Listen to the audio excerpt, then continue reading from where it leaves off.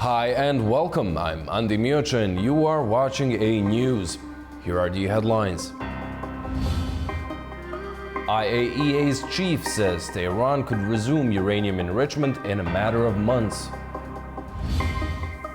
UN's Guterres and Spain's Sanchez host leaders at UN summit in Seville. Thousands of firefighters battle intense wildfires in Türkiye.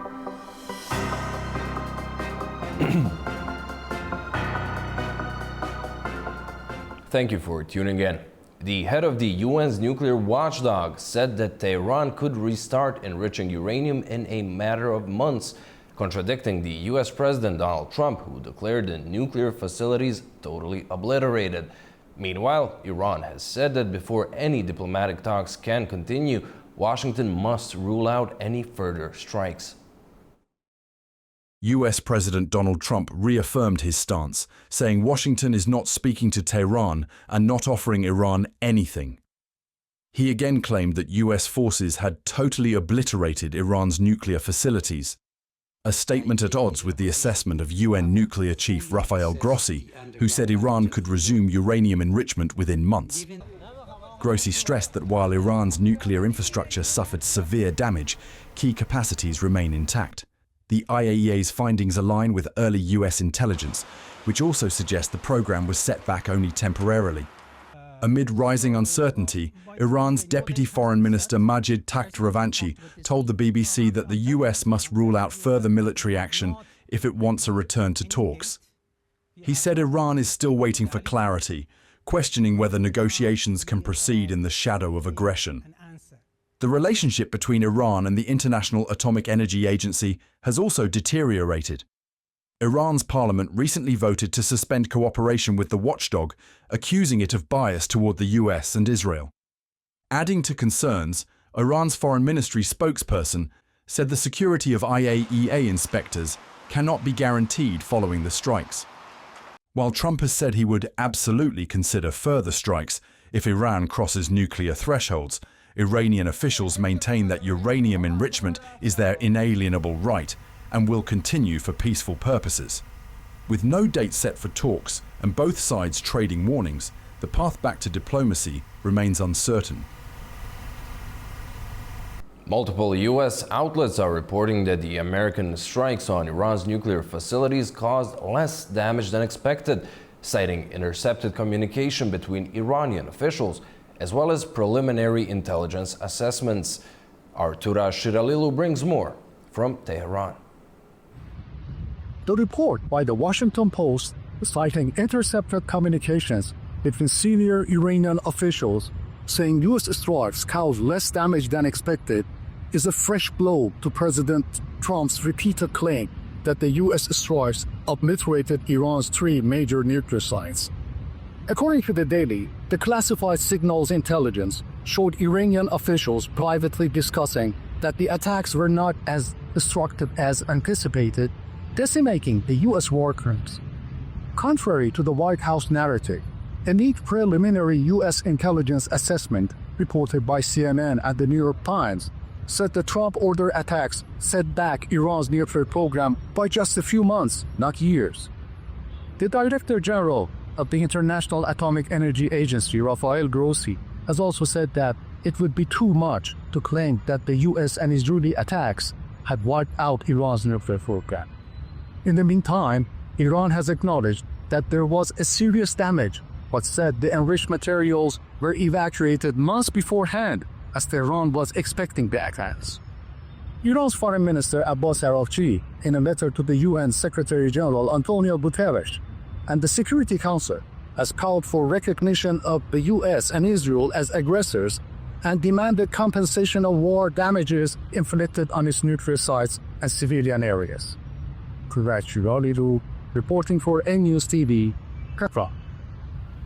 Israeli Prime Minister Benjamin Netanyahu said 2 major threats to the country's existence have been eliminated, praising the Domestic Intelligence Service. Speaking to members of the Shin Bet, Netanyahu described the operations as a turning point.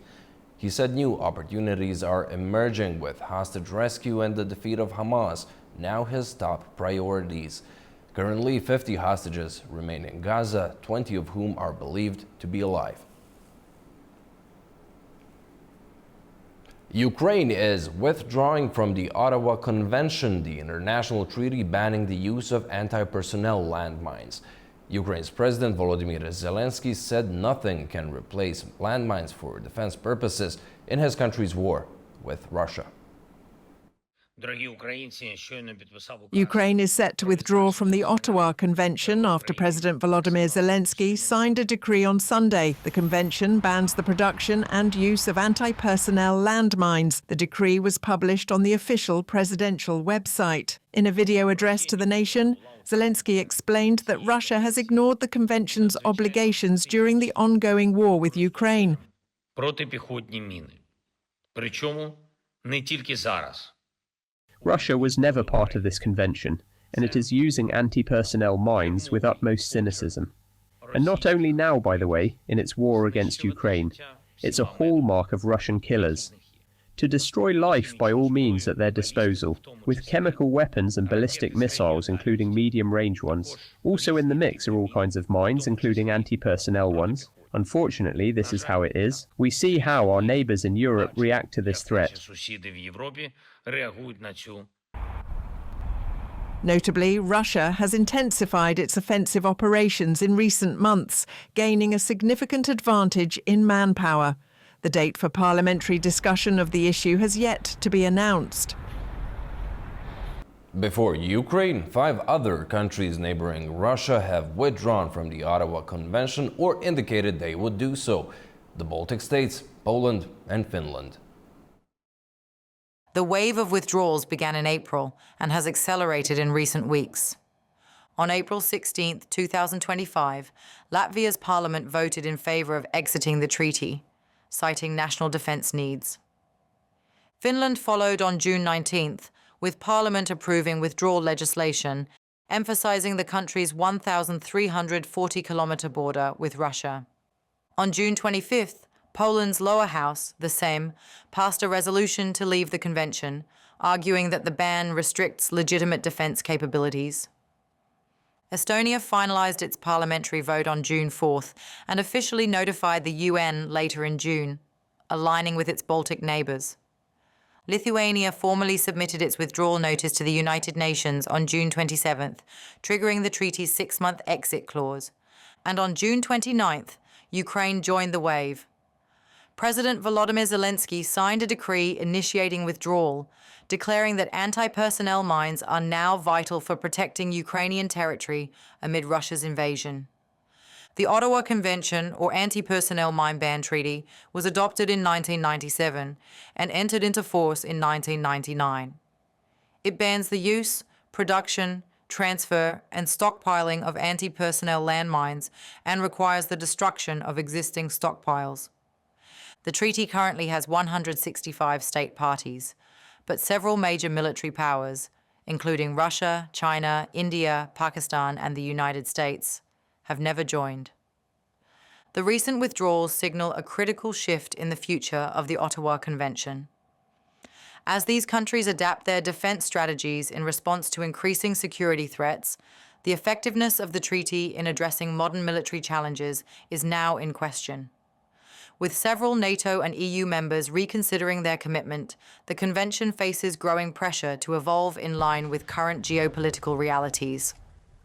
A once-in-a-decade UN summit on global development is underway in Seville, drawing high-level attention but also sharp criticism. The event comes as mounting crises test international cooperation and financing commitments. United Nations Secretary-General Antonio Guterres and Spanish Prime Minister Pedro Sánchez welcomed world leaders in Seville on Monday. The gathering marked the start of the 4th International Conference on Financing for Development, a summit held only once every decade. The 4-day meeting in southern Spain aims to address persistent global challenges, from poverty and disease to the escalating threats of climate change. The summit opened with urgent calls for solidarity as countries face widening inequality and a $4 trillion annual gap in funding needed to meet the UN's Sustainable Development Goals. After a year of intense negotiations, delegates reached consensus on what's being called the Seville Commitment. It includes tripling multilateral lending capacity, introducing more robust debt relief mechanisms, boosting national tax-to-GDP ratios to at least 15%, and reallocating special IMF funds to countries in greatest need. We have gathered because billions of people's and lives depend on the decisions we make these days, on whether we choose ambition over paralysis, solidarity over indifference, or courage over convenience. However, hopes for sweeping transformation have been tempered by the absence of the United States and declining aid contributions from wealthier nations. Guterres warned that development financing is stalling, especially in fragile and conflict-affected countries, urging swift mobilization of resources for critical sectors such as health and education. First, we must get resources flowing fast. Countries must lead by mobilizing domestic resources and investing in areas of greatest impact: schools, healthcare, social protection, decent work, and renewable energy. Meanwhile, climate action groups have announced protests, saying the measures under discussion fall short of what is needed to confront the crisis. South Korea will continue negotiations with Washington in an effort to extend the 90-day pause on U.S. tariffs, according to a senior South Korean trade official. Last week, South Korea and the U.S. held their first trade talks under Seoul's new administration, following an April agreement to draft a tariff-reducing trade package. This marked their third round of technical talks. With the current tariff pause ending on July 9th, a South Korean official said some countries may reach a deal by July 8th, while others could get extensions. U.S. President Donald Trump said a group of wealthy buyers is ready to purchase TikTok's U.S. operations, with their names expected soon. The announcement follows a new trade deal being signed between the U.S. and China. Our Mahnur Makhdoom has more in Beijing. U.S. President Donald Trump announced that a group of very wealthy individuals is ready to purchase TikTok's U.S. operations, with their names expected to be announced within 2 weeks. President Trump emphasized the buyer's seriousness and financial strength. He also noted that the deal would require a formal approval from the Chinese President Xi Jinping, given TikTok's ownership by Beijing-based ByteDance with over 1.59 billion users worldwide. The development comes just ahead of the extended September 17 deadline for TikTok and ByteDance to either divest or face a US ban. Crucially, the announcement comes just as the recent trade deal was signed between US and China, aimed at easing trade tensions between the two countries through targeted tariff reduction, especially on rare earth minerals. Though not formally linked, the rhetoric and timings suggest that TikTok's fate is being negotiated alongside broader economic concessions, with both sides seeking a face-saving compromise. Beijing has not publicly responded to Trump's remarks. Chinese officials have, however, consistently maintained that sale of any tech company such as TikTok must comply with domestic laws and align with national interests. The interplay between TikTok's sale and the trade deal reflect a deeper strategy: resolving key tech and data security disputes through diplomatic bargaining. If successful, the deal would ease a major point of friction between US and China while preserving TikTok operations for over 170 million American users. Mahnur Makhdoom, A News, Beijing. Europe is enduring one of its most intense heat waves in recent memory, with temperatures soaring far above seasonal norms. From Spain to the UK and across France, Portugal and Italy, daily life is being tested by unprecedented heat. Millions are struggling to cope.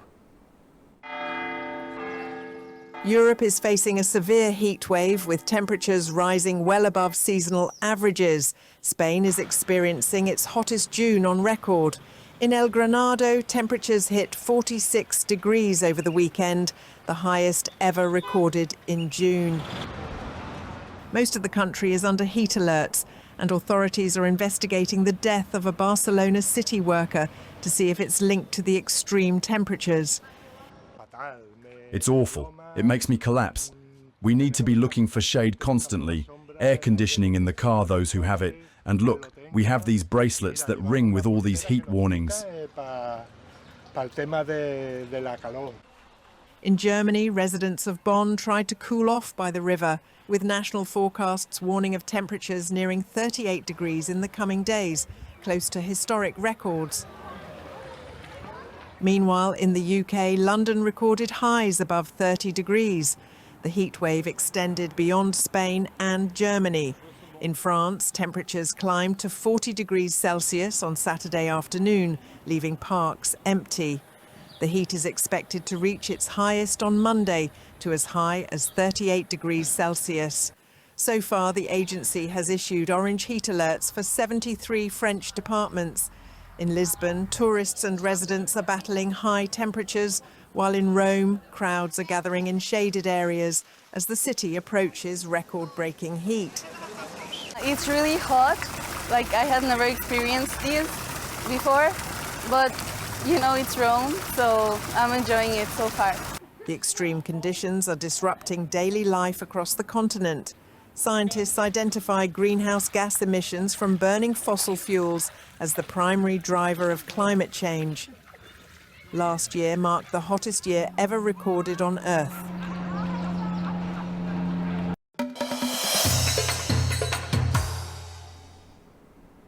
Afghanistan was hit by deadly flash floods as forecasters warn of a looming heat wave and more extreme weather events to come. Tamim Bahis has more from Kabul.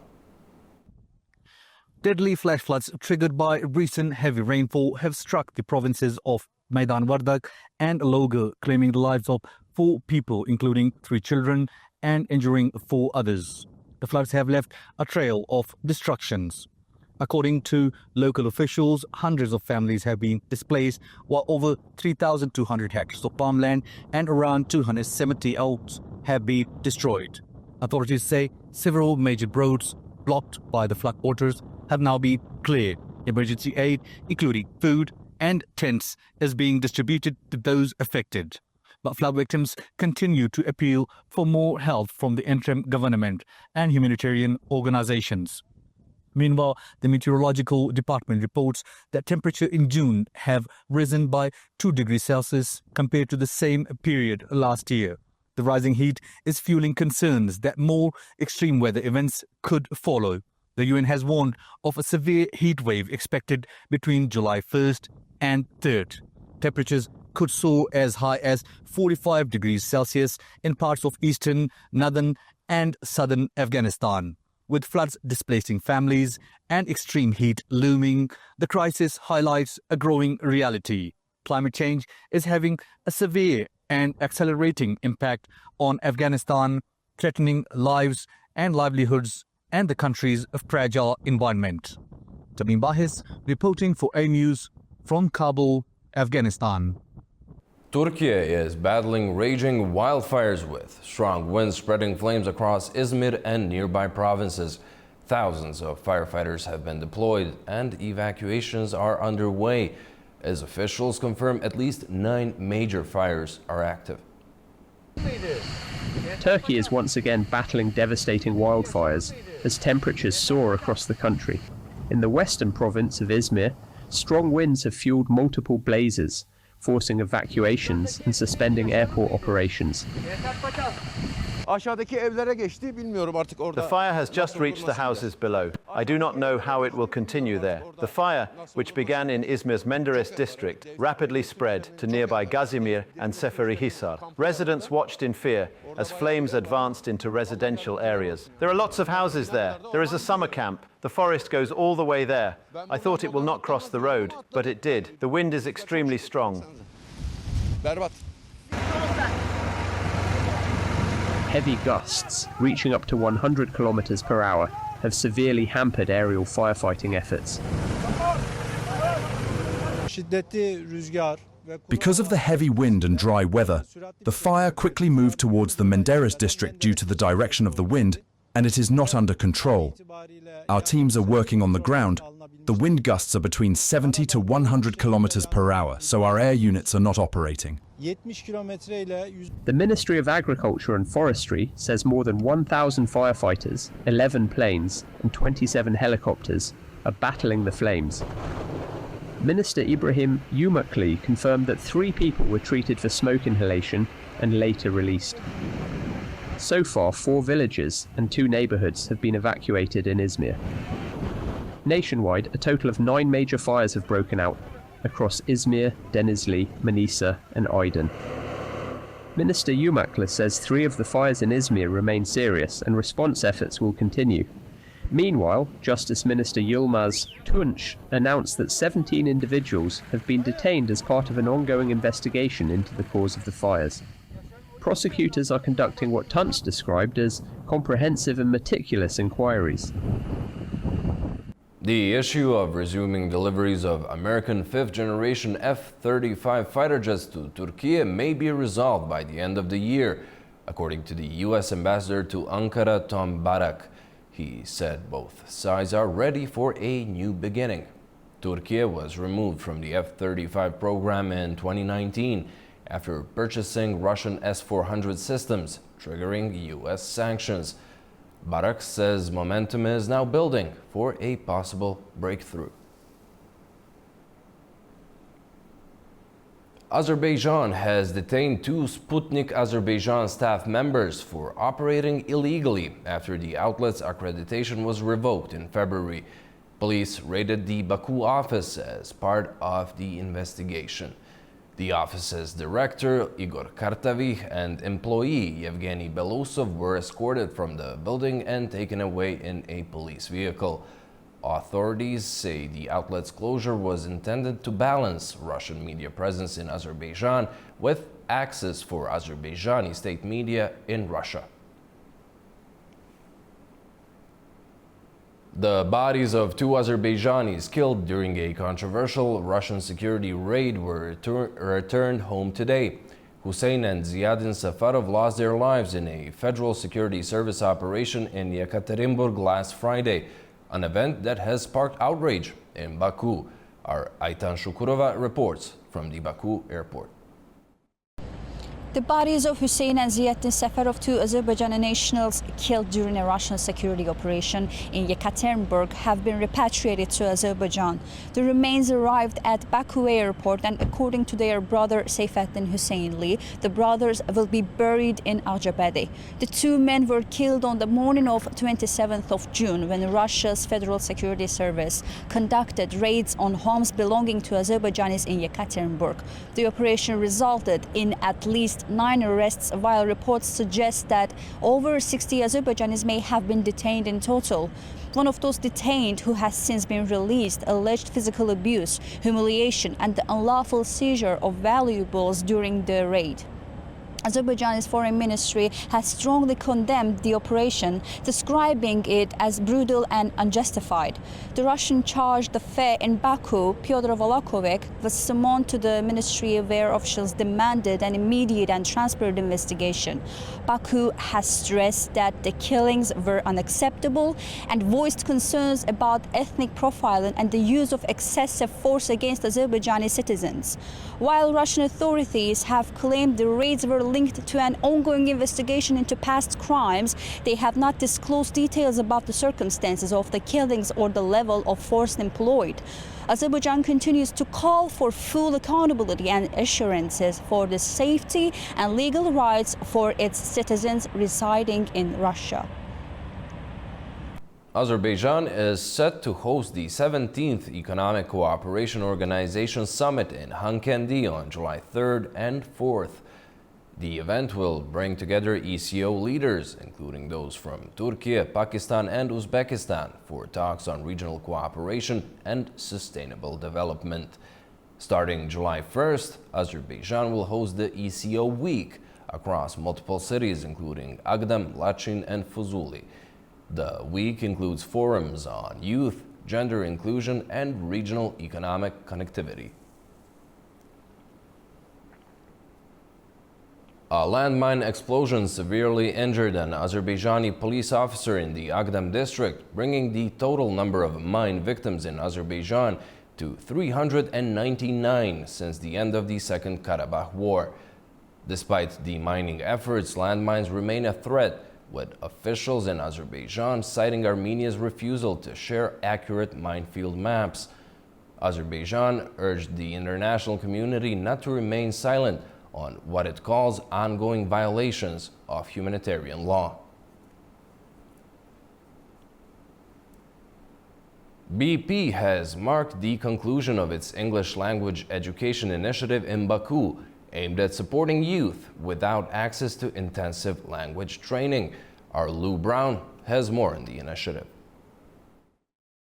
BP has been a driving force in Azerbaijan's energy sector for more than 30 years, but today the spotlight was on fueling the mines of the future. At the European Azerbaijan School, 60 young people aged 6 to 17 came together to celebrate the end of an English language program led by BP and local partners. The initiative was designed to support children who wouldn't normally have access to high-quality English education, building on skills to communicate and dream bigger. The event was full of energy. Students performed songs and shared what they'd learned using English confidently in front of peers, teachers and guests. Several speeches highlighted how English can unlock futures, opening doors to education, opportunity and a sense of global citizenship. This is, as I said, part of BP's and its co-venturers in the projects that we operate here, commitment to helping Azerbaijan, bring up new generation who would think globally, who would integrate easily into the global community, and most importantly, bring the international knowledge and contribute to their own communities. It's just one part of BP's wider social investment in Azerbaijan. With over 90% of BP's professional staff here being Azerbaijani, today was a reminder that the company's long-term presence is about more than infrastructure, it's about people. EU's foreign policy chief Kaja Kallas met with Armenian Foreign Minister Ararat Mirzoyan in Yerevan to discuss the implementation of a law calling for the country's eventual accession to the bloc. Following the talks, Kallas said that the EU and Armenia have never been closer, but did not say whether Armenia can realistically join the EU in the foreseeable future. Kallas also met with Armenia's Prime Minister Nikol Pashinyan. The one-sentence law declaring the start of the process of Armenia's accession to the EU was passed by the country's parliament this spring, despite warnings from Russia. Georgia saw a 7.5% increase in economic activity in May compared to the same month last year, according to the National Statistics Office. The office says the average growth for the first 5 months of the year now stands at 8.8%. An uptick was recorded in the information and communication sector, manufacturing, trade, transport, and construction, while data showed a drop in the energy sector.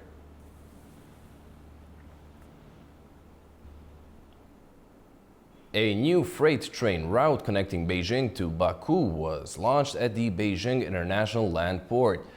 Published drone footage shows a China-Europe freight train waiting for departure at the port.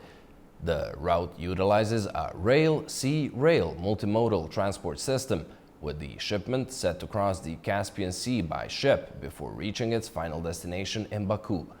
The journey is expected to take approximately 15 days. China's Zjin Mining is looking to enter Kazakhstan's market with a $1.2 billion deal on a major gold deposit. Our Fariza Khalid Murzina has the details. Zjin Mining, a global leader in gold and non-ferrous metal production, is entering the Kazakh market with a landmark deal. The Chinese company has agreed to buy the Rai-Horodok gold deposit in Kazakhstan's Akmola region. The $1.2 billion transaction marks Zjin's largest gold deal in the past 6 years. Under the agreement, control of the deposit will transfer from Kazakhstani company Kantek to Zjin Mining, Zjin's Singapore-based subsidiary.